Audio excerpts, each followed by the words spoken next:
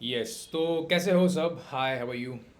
तीसरा मॉड्यूल को शुरू कर रहे हैं। तीसरा हमारा सब topic which is the stock exchanges. So मैंने लिटरली 2 दिन का ब्रेक लिया बीच में, 2 वीडियो शूट करने के बाद। अब मैं आज ऑलमोस्ट सारे कंप्लीट कर ही दूंगा होपफुली। तो या तो बात करते हैं स्टॉक एक्सचेंजेस की।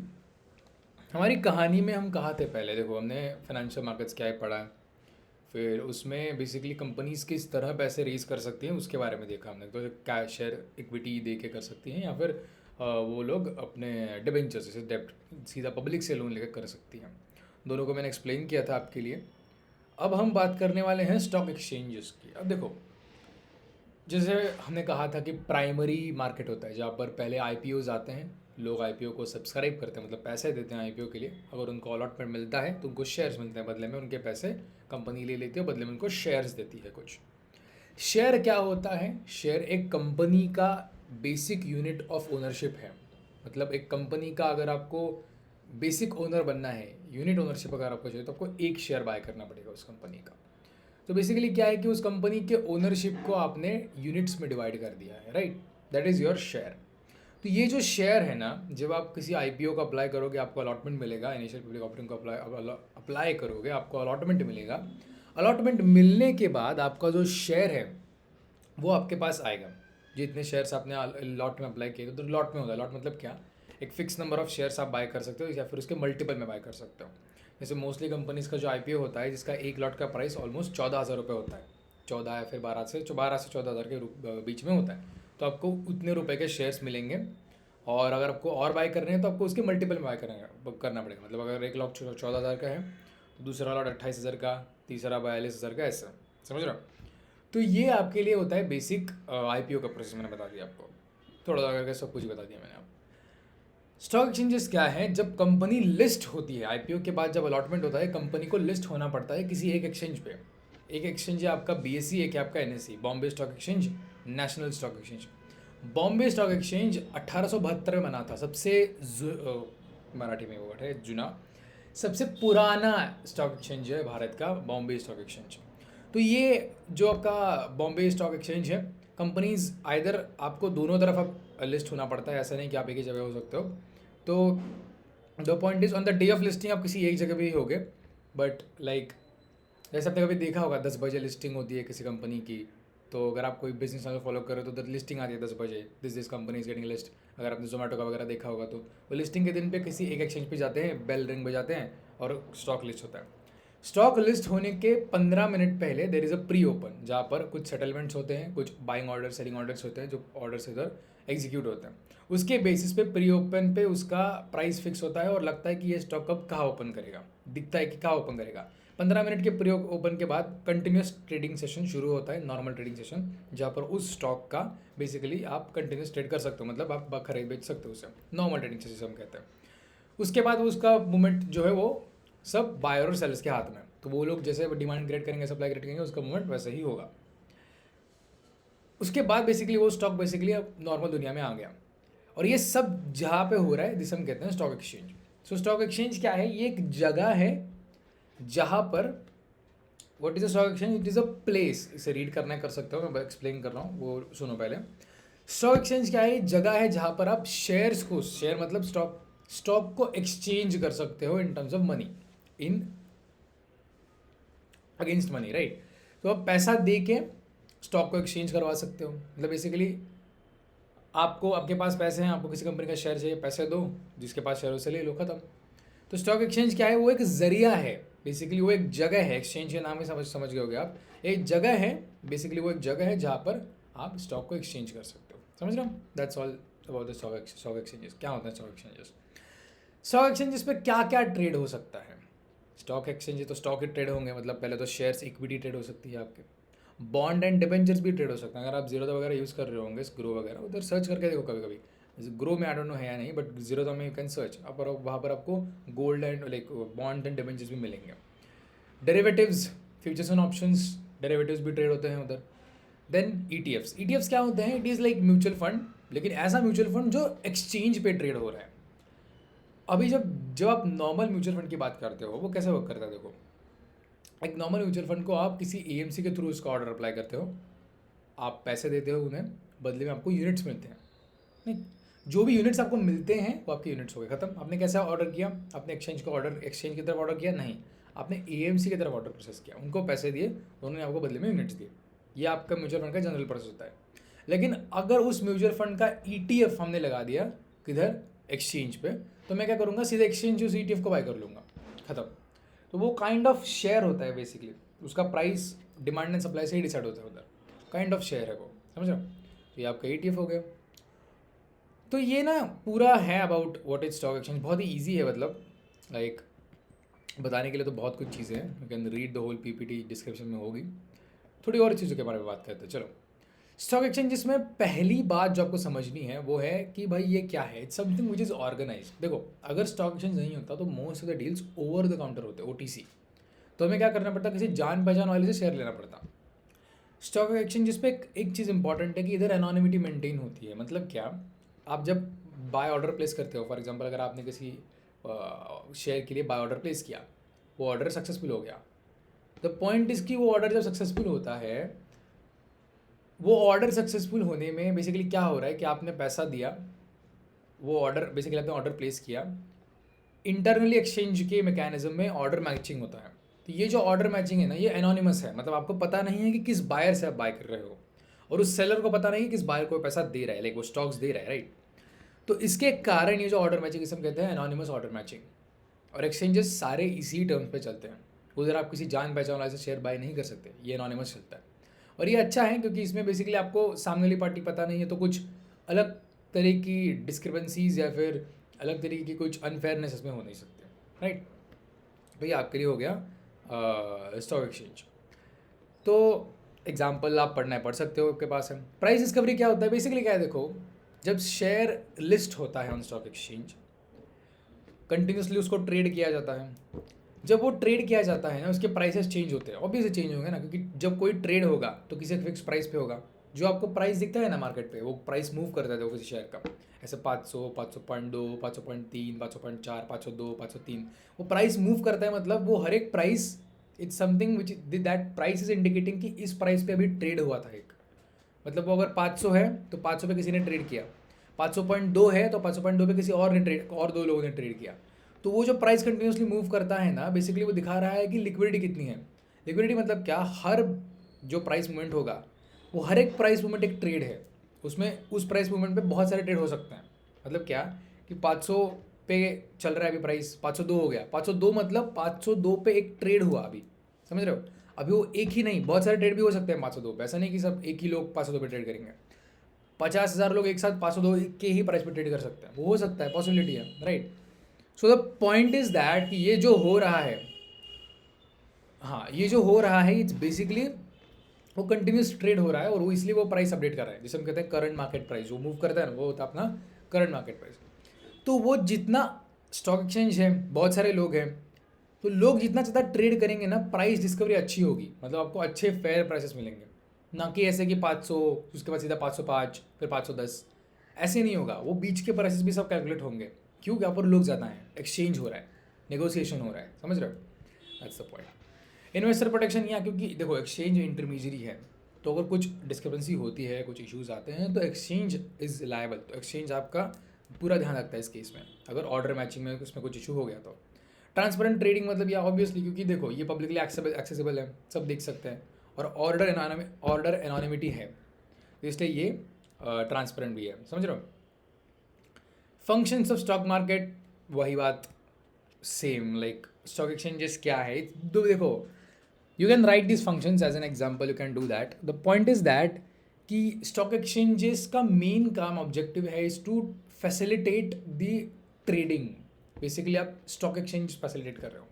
ओवरऑल स्टॉक मार्केट क्या करता है बेसिकली, क्योंकि ये ट्रेड फैसिलिटेट किए जा रहे हैं, बहुत सारे ट्रेड्स हो रहे हैं, कंपनीज के मार्केट कैप चेंज कर रहे हैं, बेसिकली ये क्या है कि आप लिक्विडिटी प्रोवाइड कर रहे हो। तो बेसिक एम क्या है चीज़ों का, कि आपको लिक्विडिटी प्रोवाइड करनी है, अच्छी प्राइस डिस्कवरी प्रोवाइड करनी है, एंड मोबाइलाइजेशन ऑफ सेविंग्स। मतलब अभी देखो इसमें क्या है कि शेयर मार्केट, मतलब जो कैपिटल मार्केट से उसका पॉइंट है ये मोबाइलाइजेशन ऑफ सेविंग्स।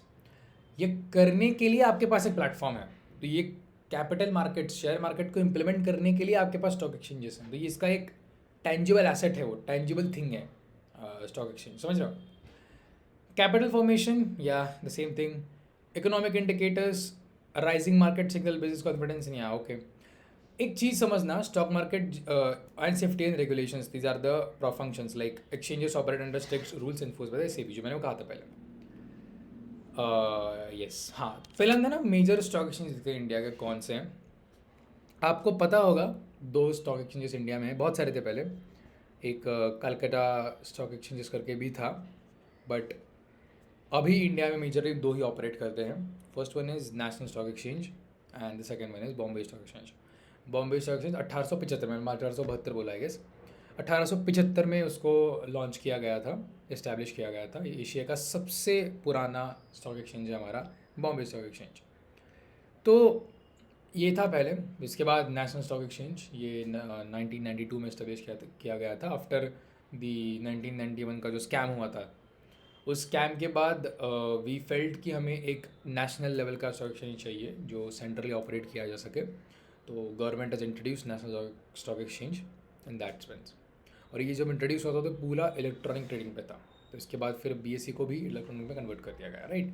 तो ये बेसिकली थोड़ा रिवोल्यूशनरी चीज़ थी.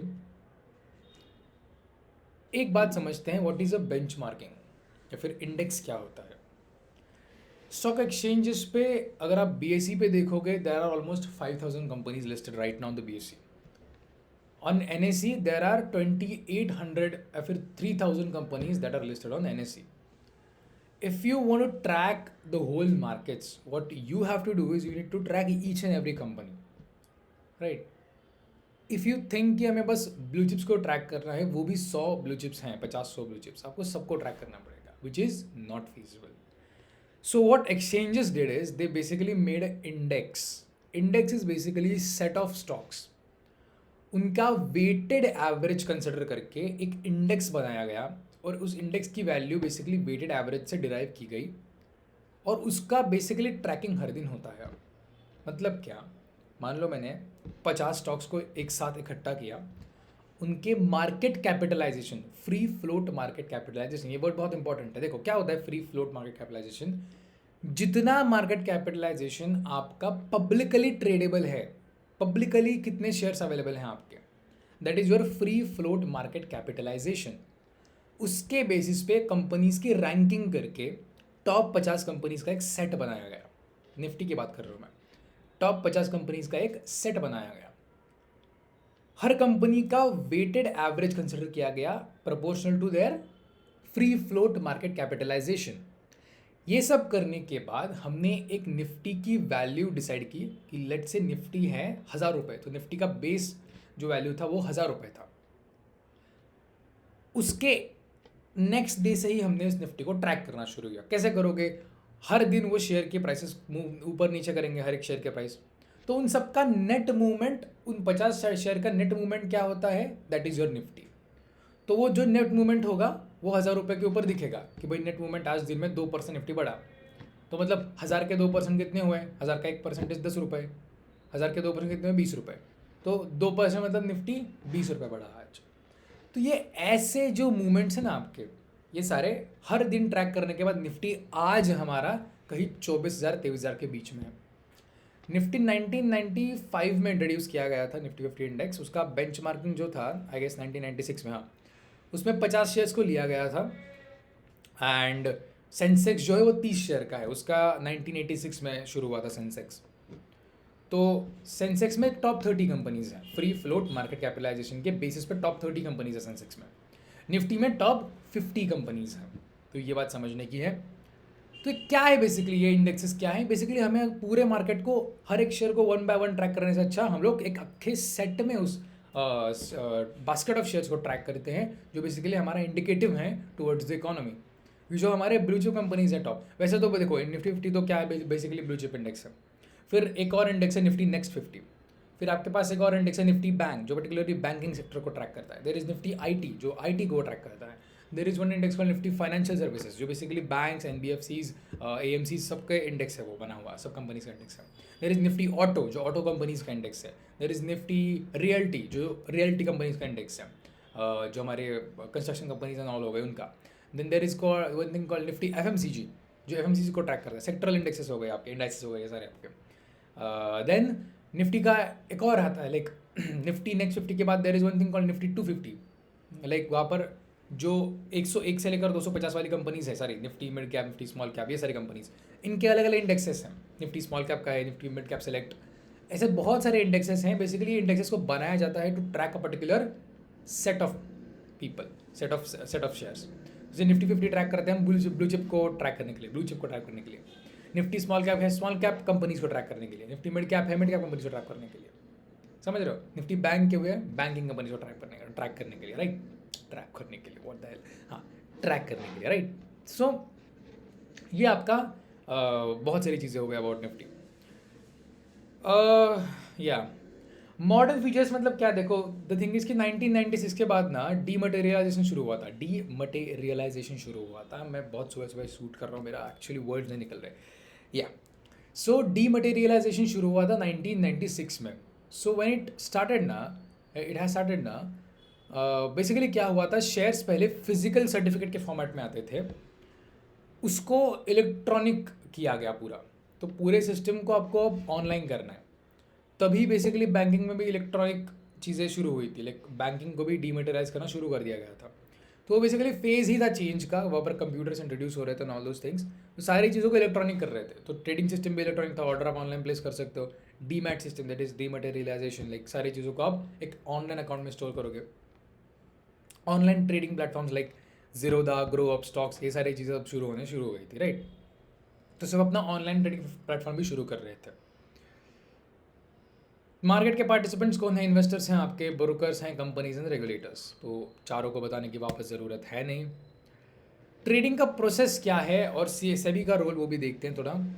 ट्रेडिंग का प्रोसेस सिंपल है। देखो, आपको एक पहले अकाउंट ओपन करना पड़ता है जीरोधा पे या फिर ग्रो पे, कहीं किसी भी ब्रोकर के साथ। तो दो अकाउंट ओपन होंगे आपके। एक तो आपका ट्रेडिंग अकाउंट ओपन होगा, आपका डीमैट अकाउंट ओपन होगा। ट्रेडिंग अकाउंट में आपके पैसे रखेंगे जाएंगे, डीमैट में आपके जो शेयर्स आपने बाय किए हैं उनको डीमटेरियलाइज फॉर्मेट में रखा जाएगा। आप ऐप ओपन करोगे, अकाउंट ओपन होने के बाद आप ऐप ओपन करोगे, जो आपको लगता है वो शेयर बाय करोगे, जो आपको जो चाहिए वो बाय करोगे। बाय करने के बाद ऑर्डर मैचिंग होगी इंडेक्स पे, ऑर्डर प्लेस करने के बाद इंडेक्स पे ऑर्डर मैचिंग होगी, एनोनिमस ऑर्डर मैचिंग। वो होने के बाद सेटलमेंट होगा, ट्रेड का एग्जीक्यूशन होगा बेसिकली। उसके बाद सेटलमेंट होगा ट्रेड का। अभी सेटलमेंट T+1 है, मतलब पहले T+3 था, T+2 हो गया, फिर T+1 चल रहा है अभी। मतलब 5 साल पहले T+2 था, T+2 या फिर T+3। मतलब अगर आप आज शेयर बाय करोगे तो उसका सेटलमेंट 2 दिन बाद होगा, आज छोड़ के 2 दिन बाद। अब इट इज़ T+1, मतलब आज बाय करोगे कल मिल जाएगा आपको शेयर। तो ये बढ़िया, अभी जैसे बढ़ रहा है, जैसे जैसे टाइम आगे जा रहा है ना, बहुत जल्दी जल्दी प्रोसेस हो रही है। इवन 2021 के टाइम पे मुझे याद है जो IPOs थे उनका जो लिस्टिंग था, लाइक एक IPO के लिस्टिंग के पूरे प्रोसेस के लिए कम से कम 20 दिन लगते थे। आज IPO के प्रोसेस 4 दिन में कंप्लीट हो रहे हैं। तो वो जो प्रोसेस में फास्टनेस आ रहा है वो सारे रेगुलेशन चेंज करने के बाद ही आ रहा है। सेबी क्या है? सेबी बेसिकली गार्डियन है आपके अपने मार्केट्स का। जो भी इसमें फेयरनेस, इक्वालिटी, वॉटेवर सारी चीज़ें बोल दो अच्छी दुनिया वाली, वो सारी चीज़ें मेंटेन करने का काम सेबी करता है। कोर फंक्शन क्या है? Investor protection, regulation, fair trading. Fair trading मतलब क्या कि आपको ट्रांसपेरेंसी मेंटेन करनी है। कंपनीज अपने रिजल्ट्स दिखाने चाहिए। कंपनीज जो भी डिसीजंस ले रही हैं पहले बताओ। अगर आप पब्लिकली लिस्टेड कंपनी हो आपको सब कुछ डिस्क्लोज करना पड़ेगा। इनसाइडर ट्रेडिंग को बैन है, इनसाइडर ट्रेडिंग नहीं कर सकते। अगर आप किसी कंपनी के इंटरनल ऑपरेशंस में हो, इन्वॉल्व हो, आप ट्रेडिंग नहीं कर सकते क्योंकि आपके पास एक्स्ट्रा पीस ऑफ इन्फॉर्मेशन है, तो वो सेंसिटिव इन्फॉर्मेशन है, तो ये फेयर नहीं है। समझ रहे हो? इवन जब आप ऑप्शन प्राइसिंग करते हो ना, like there is one course जिसमें मैंने बोला था कि probability and stochastic for option pricing, तो उसमें ना एक कंडीशन आती है जहाँ पर हम कंसिडर करते हैं कि अपने पास अभी जितनी इन्फॉर्मेशन है, सबके पास उतनी ही इन्फॉर्मेशन है, उसके बेसिस पे हम लोग ऑप्शन को प्राइस करते हैं। तो वो कंडीशनल प्रोबेबिलिटी का कॉन्सेप्ट आता है, छोड़ दो, अलग बात है, but it is very interesting. You should take that course at least, just understanding के लिए, फिर सर्टिफिकेट के लिए भी अप्लाई कर सकते हो। That is really good. Market development promotes new financial products and investor, या नए जो प्रोडक्ट्स हैं, लेकिन जैसे म्यूचुअल फंड का था बीच में, जो म्यूचुअल फंड सही है आपको दिखता है ना ऐड, वो बेसिकली म्यूचुअल फंड्स एमफी है हमारे इंडिया में, mutual funds organization institution. Like basically सारे इंस्टीट्यूट्स का म्यूचुअल फंड्स AMCs का ग्रुप है वो। लाइक एक बेसिकली म्यूचुअल फंड्स जो इंडिया में है उसको प्रमोट करने के लिए एक ऑर्गेनाइजेशन है एमपी, आई गेस एमपी ही है, I don't know the exact full form. तो जो म्यूचुअल फंड्स है ना, उनको प्रमोट करने के लिए उन्होंने ऐड कैंपेन जो बीच में देखा ना, लाइक जिसपे धोनी रोहित आते हैं ऐड में, म्यूचुअल फंड सही है, तो वो एड्स बेसिकली कैंपेन कर रहे थे टू प्रमोट म्यूचुअल फंड, तो उसका अप्रूवल से भी नहीं दिया था कि ऐसा आप कर सकते हो, क्योंकि mutual fund is genuinely a safer product than the like सिर्फ आइसोलेटेड स्टॉक्स बाय करने से it is better. Advantages limitations quick revision. पढ़ना है पढ़ लो. एडवांटेजेस तो मैं लाइक लिटरली कितनी बार ही बोलूँ. लिमिटेशंस क्या है कि वोलेटिलिटी स्पेकुलेशन होता है. यस, लोग तो करेंगे स्पेकुलेशंस. मार्केट मैनिपुलेशन भी पॉसिबल है. बहुत सारे स्कैम्स हुए थे. 1991 का स्कैम, 2007 का scam, Ketan Parikh scam, Harshad Mehta scam, तो आपको पता होगा ये सब. इमोशनल ट्रेडिंग भी होती है. लाइक देखो क्या है पता है, लाइक जब प्राइसेस चेंज करते हैं ना जल्दी जल्दी, ह्यूमन इमोशंस में क्या है कि वो कंट्रोल नहीं कर पाता. तो वो क्या करता है कि प्राइस नीचे जा रहा है, नीचे जा रहा है, नीचे जा रहा है, उसे लगता है कि अब नीचे ही जाएगा, वो इमोशन में बेच देता है, फिर वो ऊपर आता है. तो ट्रेडिंग है ना, ऑल दो है ना, पूरा मार्केट्स बेसिकली सेंटिमेंट के ऊपर चलता है कि लाइक लोगों को क्या लग रहा है, क्योंकि डिसीजन तो वही लेंगे, ट्रेड तो वही करेंगे. इसलिए अभी ऑलगो ट्रेडिंग वगैरह पॉपुलर हो रही है, सारी चीज़ें. बट ये इन्वेस्टर का अवेयरनेस इंपॉर्टेंस है कि भाई एक्चुअल स्टॉक मार्केट को कैसे इंटरप्रेट करना चाहिए फॉर जनरल पब्लिक, ये इंपॉर्टेंट है दैन कि उसको जुआ बना के रख दें. क्योंकि पब्लिक तो है, देखो लोग हैं, गलतियाँ करेंगे, वो तो ह्यूमन नेचर है. उनको सही से सिखाना और एजुकेट करना इज़ इंपॉर्टेंट, और उसकी शुरुआत आपको कॉलेज जैसे करनी चाहिए. दैट्स व्हाट आई फील, क्योंकि वहाँ पर बच्चे बहुत ही वल्नरेबल स्टेट में होते हैं. उनको अगर कुछ गलत चीज़ का एक्सपोजर मिल गया तो वो हाथ जा सकते हैं. तो अगर उनको तब आपने बता दिया कि स्टॉक एक्सचेंजेस, स्टॉक मार्केट्स क्या चीज़ें हैं, नॉट एक्सचेंजेस. एक बात ध्यान रखो, exchanges is a way to operate stock market. मेन तो हमारा बाप स्टॉक मार्केट ही है, समझ रहे हो.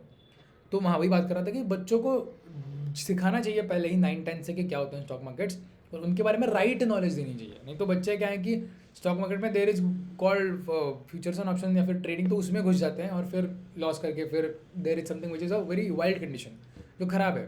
तो उस वल्नरेबल स्टेट में अगर उनको सही नॉलेज दे दिया कि भाई एक्चुअली फ्यूचर्स एंड ऑप्शंस होते क्या हैं, उनका यूज़ क्या है, ट्रेडिंग क्या होती है, किसे करनी चाहिए, क्यों करनी चाहिए, तो ये सारी चीज़ें होने के बाद ही वो समझ सकते हैं चीज़ों के बारे में, और स्टॉक मार्केट को एक प्रोडक्टिव वे में देख सकते हैं, ना कि स्पेकुलेटिव वे में. That's what I think. ठीक है, तो ये था हमारा बेसिकली स्टॉक मार्केट का पहला पार्ट, तीसरा मॉड्यूल.